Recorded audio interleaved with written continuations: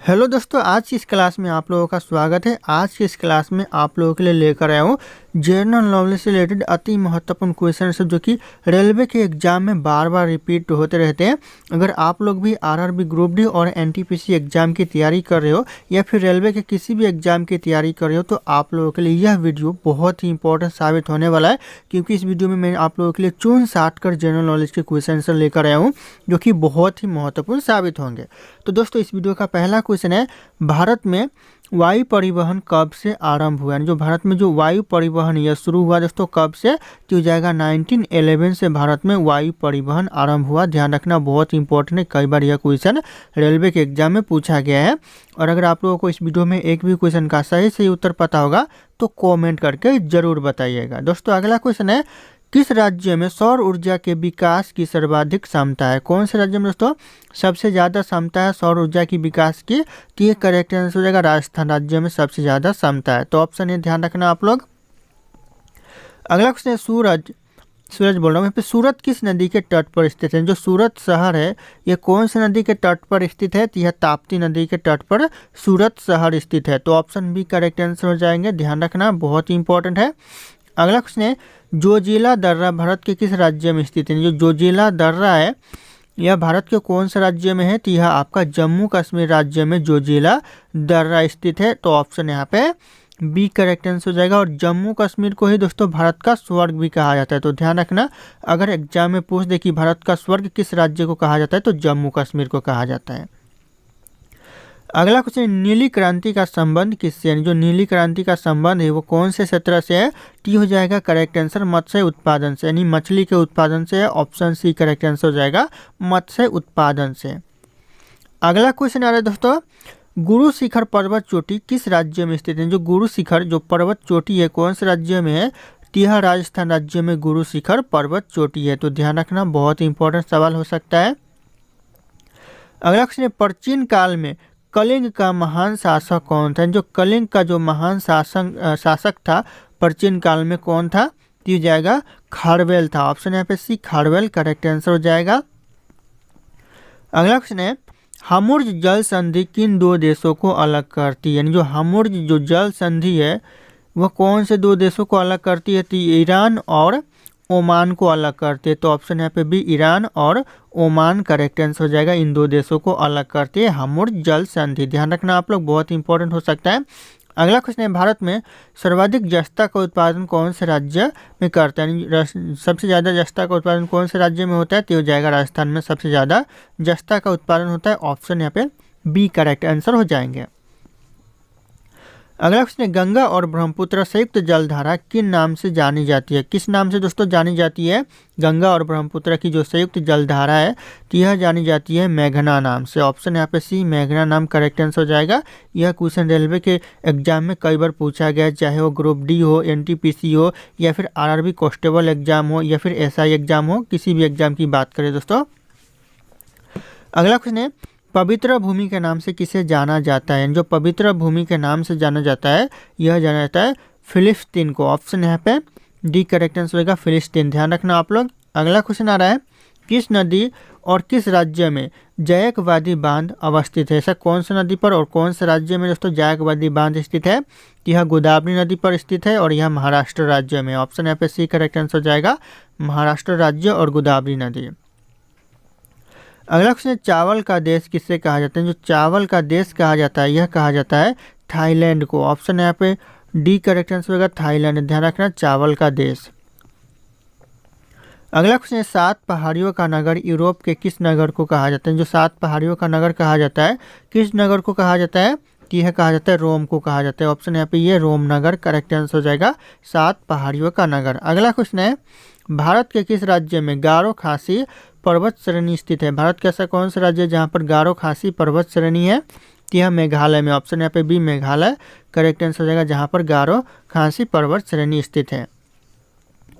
अगला क्वेश्चन है, दक्षिण भारत की सबसे लंबी नदी कौन सी? दक्षिण भारत की जो सबसे लंबी नदी है गोदावरी नदी। ऑप्शन यहाँ पे ये गोदावरी नदी करेक्ट आंसर हो जाएगा। यह क्वेश्चन कई बार रेलवे के एग्जाम में पूछा गया है या फिर किसी भी एग्जाम की बात करें क्वेश्चन पूछे ही जाते हैं।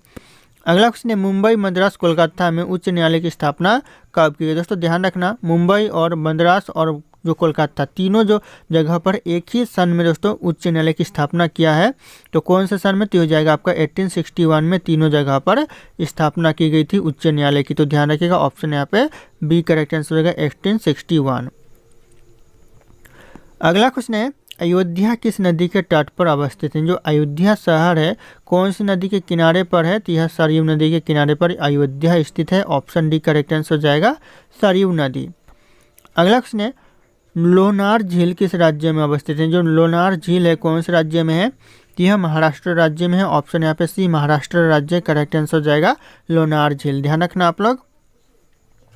अगला क्वेश्चन है, ऑपरेशन फ्लड का संबंध किससे है? जो ऑपरेशन फ्लड का संबंध है यह बाढ़ नियंत्रण से। ऑप्शन यहाँ पे ये बाढ़ नियंत्रण करेक्ट आंसर हो जाएगा ऑपरेशन फ्लड का संबंध। ध्यान रखना आप लोग।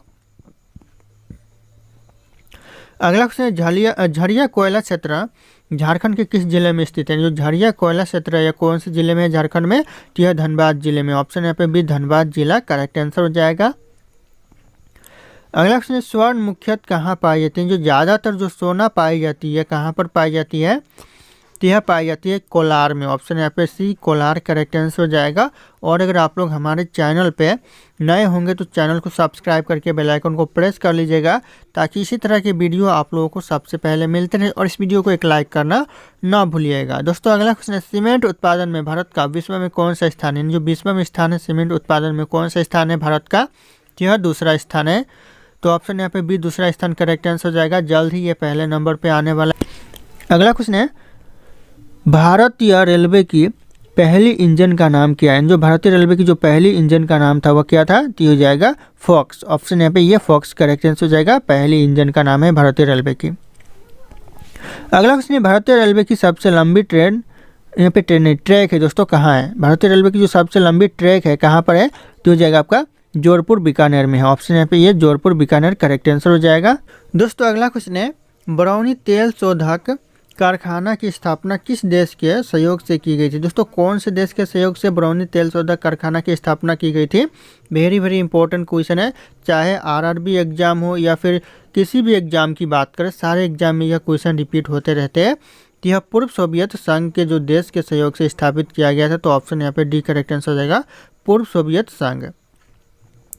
अगला क्वेश्चन है, निम्नलिखित में से किस स्थान पर लौंग इस्पात उद्योग नहीं है? कौन से स्थान पर दोस्तों लौंग इस्पात उद्योग नहीं है? तो हो जाएगा झरिया में नहीं है। बाकी यहाँ पे जो जमशेदपुर में है, दुर्गापुर में है और भिलाई में भी है आपका लौंग इस्पात उद्योग। तो ध्यान रखना आप लोग। अगला क्वेश्चन आ रहा है, राष्ट्रीय राजमार्ग संख्या 44 कितने राज्यों से होकर गुजरता है? जो राष्ट्रीय राजमार्ग यानी नेशनल हाईवे जो 44 है NH 44 यह कितने राज्यों से होकर गुजरता है? यह 12 राज्यों से होकर गुजरता है। ऑप्शन यहाँ पे डी 12 राज्य करेक्ट आंसर हो जाएगा। कई बार यह पूछा गया है और यह भारत का सबसे लंबा हाईवे है। तो ध्यान रखिएगा, अगर पूछे जाए भारत का जो सबसे लंबा हाईवे है तो NH 44 है, ये सबसे लंबा हाईवे है भारत का। अगला क्वेश्चन है, एयर इंडिया का मुख्यालय कहाँ पर स्थित है? जो एयर इंडिया का जो मुख्यालय है ये नई दिल्ली में है। ऑप्शन यहाँ पे बी नई दिल्ली करेक्ट आंसर हो जाएगा एयर इंडिया का मुख्यालय।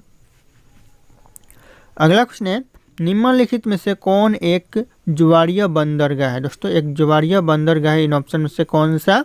तो जाएगा कांडला जो जुवाड़िया बंदरगाह है। ऑप्शन यहाँ पे बी करेक्ट आंसर हो जाएगा कांडला बंदरगाह। अगला क्वेश्चन है, झंडा गीत किसने लिखा था? जो झंडा गीत लिखा था यह किसने लिखा था? तो यह लिखा था श्यामलाल गुप्त ने। ऑप्शन यहाँ पे डी करेक्ट आंसर होगा श्यामलाल गुप्त। ध्यान रखना आप लोग। अगला क्वेश्चन है, भारत का पहला समाचार पत्र किसने शुरू किया था?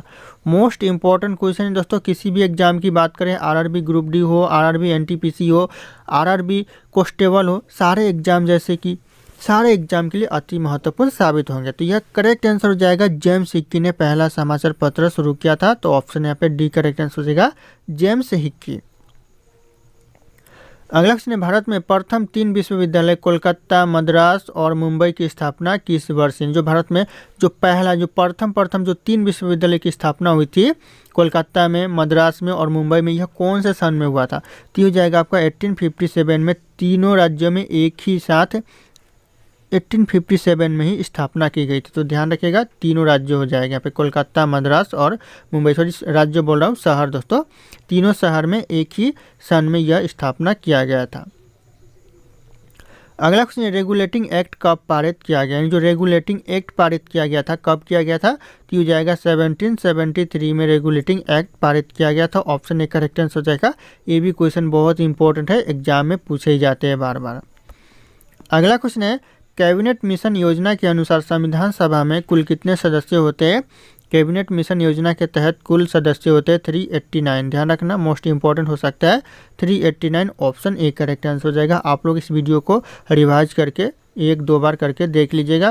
किसने कहा था दिल्ली अभी दूर है, दोस्तों यह दिल्ली अभी दूर है, यह किसने कहा था, यह कहा था निजामुद्दीन औलिया ने। ऑप्शन यहाँ पे बी निजामुद्दीन औलिया करेक्ट आंसर हो जाएगा। दिल्ली अभी दूर है, यह कहने वाले थे।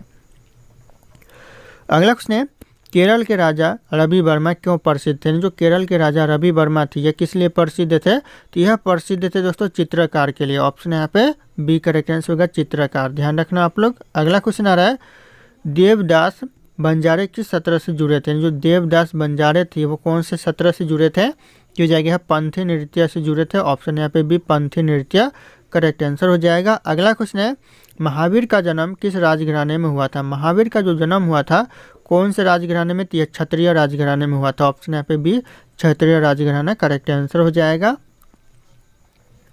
अगला क्वेश्चन है, महान हिंदू विधि के निर्माता कौन थे। महान हिंदू विधि के निर्माता थे कौन थे दोस्तों, तो हो जाएगा मनु। ऑप्शन यहाँ पे सी जो मनु, जो कि महान हिंदू विधि के निर्माता थे। अगला क्वेश्चन है, स्वामी विवेकानंद का वास्तविक नाम क्या था। स्वामी विवेकानंद का जो वास्तविक नाम था यह था नरेंद्र नाथ दत्त। ऑप्शन यहाँ पे बी नरेंद्र नाथ दत्त करेक्ट आंसर हो जाएगा। अगला क्वेश्चन है, कभी संत, यहाँ पे कभी नहीं होगा, कभी दोस्तों कभी संत कबीर दास जी का जन्म कब हुआ, यानी कहाँ पर हुआ दोस्तों। कभी जो संत कबीर दास जी का जन्म हुआ था कहाँ पर हुआ था, तो हो जाएगा काशी में हुआ था। ऑप्शन यहाँ पे सी काशी करेक्ट आंसर हो जाएगा। दोस्तों अगला क्वेश्चन है, रामकृष्ण मिशन की स्थापना किसने की थी। जो रामकृष्ण मिशन की स्थापना की थी ये स्वामी विवेकानंद ने की थी। ऑप्शन ए करेक्ट आंसर हो जाएगा। और ये क्वेश्चन बार बार एग्जाम में रिपीट होते रहते, तो आप लोग इस क्वेश्चन के ऊपर नज़र बनाए रखिएगा, इंपॉर्टेंट हो सकता है। अगला क्वेश्चन है, भारत के पहले राष्ट्रपति का नाम क्या था। जो भारत में जो पहला राष्ट्रपति था कौन था, तो इस क्वेश्चन का जो सही उत्तर होगा आप लोगों को कॉमेंट करके बताना है। ऑप्शन यहाँ पे सारे के सारे शो कर रहे हैं। फिर मिलते हैं अगले क्लास में।